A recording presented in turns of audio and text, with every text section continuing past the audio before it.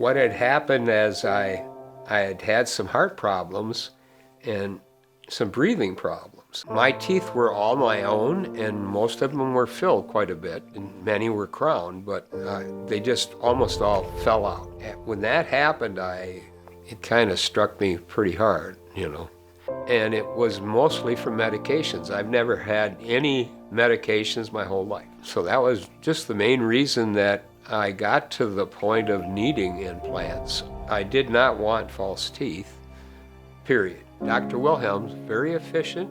He's very warm and friendly. Every time I see him, it's kind of a meeting with a friend more than getting work done. I don't think there's anything that he can't do. We essentially put implants in all 4 parts of the back of his mouth, and when he was completed, he was able to chew and function, and he was really happy about that.